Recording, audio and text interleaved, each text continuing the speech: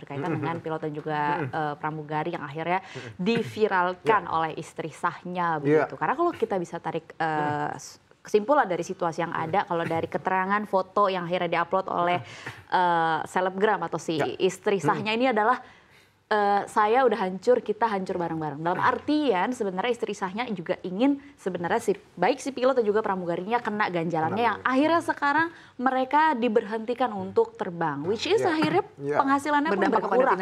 Betul sekali.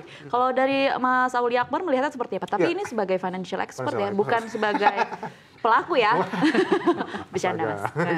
Nggak, jadi gini, kalau sebetulnya gini, memang ada kecenderungan gitu ya ketika orang tuh punya hubungan gelap gitu ya kasarnya dengan pria atau perempuan dengan orang lain gitu ya, otomatis dia akan ada expense tambahan tadi ya. Mungkin ya biasanya kalau misalnya dia jalan-jalan sama keluarga weekend mungkin dia cari-cari waktu untuk itu. Nah, otomatis akan ada satu pos pengeluaran yang bakal bengkak di situ ya. Nah, celakanya lagi kalau memang si orang yang bersangkutan tuh menghidupi si selingkuhannya ini, otomatis dia ada 2 dapur di sini kan, 2 dapur yang harus ngebul gitu. Bayangin sebesar apa gitu ya beban keuangan. Lagi-lagi kalau memang dia kaya raya gitu mungkin nggak masalah. Tapi kalau emang dia pas-pasan kayak ya mohon maaf kayak kejadiannya pilot dan pramugari itu kan, ujung-ujungnya diberhentikan.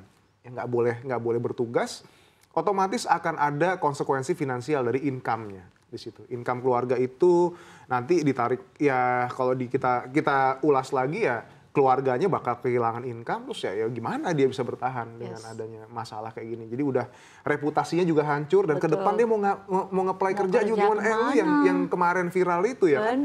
Sama aja kayak orang punya ada sanksi sosial. Iya, sanksi sosial sama kayak orang kayak punya jeratan ini ya, terjerat pinjol ya atau punya kolektabilitas yang buruk. Itu kan juga susah cari kerja gitu, apalagi yang kayak gini, masalah kayak gini. Baik, membahas soal selingkuh finansial dan juga mungkin segala sesuatu yang berkaitan dengan itu ya. Apakah ada pengelolaan uang begitu, let's say misalnya uangnya atau penghasilan suami dan penghasilan istri begitu disimpan oleh pihak istri sehingga ini sebetulnya ketika dikelola oleh istri dilakukan pencatatan keuangan ini dapat meminimalisir gitu perselingkuhan. Artinya kan akan ada dana yang mungkin terbatas ya atau artinya akan lebih terkontrol lagi dana-dana yang dikeluarkan. Kan tadi sampaikan bahwa sebetulnya selingkuh finansial ini cabangnya banyak begitu ya. Tadi misalnya meminjamkan hutang kepada teman atau misalnya memberi uang kepada keluarga. Begitu. Ada sebagian orang yang mungkin tidak terlalu berani atau tidak bisa terbuka ya ketika mau membantu orang lain kepada pasangannya. Nah, apakah dengan dikelola oleh salah satu pihak ini juga bisa meminimalisir hal-hal seperti ini bisa terjadi? Nah, permasalahannya gini, kalau memang masalah pengelolaan keuangan itu kan memang harus disepakati dulu. Kalau memang dia sepakat kayak gitu untuk satu orang yang mengelola ini, well go ahead. Permasalahan sekarang ketika yang pegang uangnya itu juga dia nggak bijak gitu kan bisa jadi malah masalah juga di kemudian hari. Kadang-kadang malah belanja ya? Malah belanja, jangan-jangan kayak gitu dia biasanya dia terima gajinya dia, sekarang gaji dia plus gaji suami. Rekening gendut di situ malah jadi semakin konsumtif, nggak bisa alokasi juga gitu kan untuk kebutuhan jangka panjang. Kadang-kadang seperti itu. Mungkin sebetulnya gini, sebelum seorang itu emang naik ke pelaminan gitu, kita harus melakukan diskusi dulu sebetulnya. Diskusi belak-belakan mengenai tujuan finansial keluarga ini ke depannya mau seperti apa. Jangan sampai nggak ada yang inline. Jadi ketika salah satu pasangan mau belanja, ibaratnya mau beli sesuatu kayak gitu, dia harus ingat, oh iya, ini anaknya kan someday kan pengen sekolah di sini ya. Kalau emang kita nggak alokasikan uang dulu nih ya buat jauh-jauh hari buat yang SD, SMP, SMA ini kayaknya kurang bijak deh kalau kita jalan-jalan ke luar negeri dulu misal seperti itu gitu. Atau kita coba lakukan lagi perencanaan misalnya oke, mau jalan-jalan kapan, terus habis itu kemana, berapa, dan mulai nabung per bulannya berapa. Jadi semuanya memang harus terpetakan. Nah, hal kayak gitu terjadi ketika memang ada discussion ya, bahkan sebelum pernikahan itu berlangsung. Tapi ya balik lagi ya di sini banyak mungkin yang kurang paham ya seputar perencanaan keuangan. Banyak yang emang udah mikirnya nanti nikah aja ntar rezeki juga pasti ada begitu ya. Dan kadang agak bingung juga mau membuka pembicaraannya seperti apa. Iya, kadang-kadang tabu kan seperti itu. Cuman menurut saya ya lebih baik terlambat ketimbang kita nggak pernah ngomongin ini sama sekali. Yes, betul sekali. Mas Akbar ada yang bilang bahwa supaya terhindar dari perselingkuhan ada baiknya memang pengelolaan uang itu diserahkan ke satu pihak. Biasanya diserahkan ke istri. Ada yang bilang demikian. Kalau Mas Akbar sendiri setuju nggak dengan konsep ini? Setuju aja sih sebetulnya. Jadi kayak misalnya suaminya ngambil untuk operasional tiap hari aja udah misalnya bensin, tol, terus habis itu apa uang makan atau apa. sisa istri yang pegang. Cuman ya udah, konsekuensinya ketika dia yang pegang semuanya, ya otomatis ketika ada belanja, ya dia harus bener-bener ini nih, bener-bener tanggap.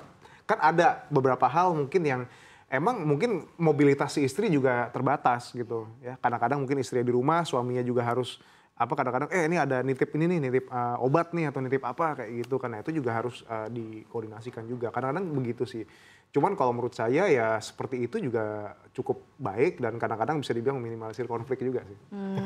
Gitu baik, ya. Membahas mengenai pentingnya keterbukaan ya antara pasangan ya, baik suami maupun istri, bagaimana menggunakan uang begitu ya. Seperti tadi kalau Mas Aulia Akbar bilang, wah ini rekening gendut nih. Kalau misalnya kayak gaji istri disimpan oleh istri, gaji suami disimpan oleh istri begitu ya. Sementara suami hanya mengambil mungkin sebagian saja dari uangnya untuk operasional kegiatan sehari-hari seperti misalnya bensin atau mungkin uang jajan begitu ya.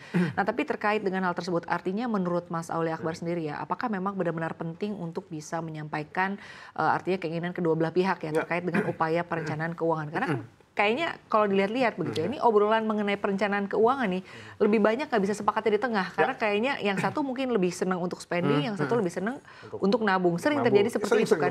Nah gimana misalnya kalau ternyata si istri ini lebih boros gitu ketika ketitipan uang nih. Atau bahkan yang lebih bahaya dua-duanya. Banyak juga kejadian kayak gitu ya, sampai kadang-kadang mereka sendiri takut gitu. Wah ntar pikirin nanti aja deh kayak gitu. Sebenarnya gini sih ya, ketika saya udah pernah bilang juga, ketika seorang itu menikah tuh makanya kita sama aja kayak menyatukan dua orang dengan gaya hidup finansialnya dia dan mindset seputar finansial untuk hidup di satu rumah bersama dan sampai bertahun-tahun di situ. Bayangin konfliknya seperti apa. Cuman ya itu yang emang harus terjadi untuk agar mereka bisa satu arah ke depannya. Karena kalau udah yang satu kemana, yang satu kemana lagi gitu udah nggak satu arah, bisa-bisa bahaya gitu. Misalnya sesimpel kayak gini. Suaminya pengen anaknya di TK yang deket rumah lah sekolahnya gitu. Tapi istrinya pengennya di TK yang bener-bener bonafit, TK yang emang kurikulumnya luar negeri gitu kan. Yang mungkin yang Montessori based atau segala macam kayak gitu. Itu aja kalau udah nggak inline, ya bingung gitu. Gimana? Di situ kan. Dia mau ngeluarin uang untuk segini nggak approve nih kayak gini ya. Jadinya apalagi yang hal-hal lain gitu seputar gaya hidup.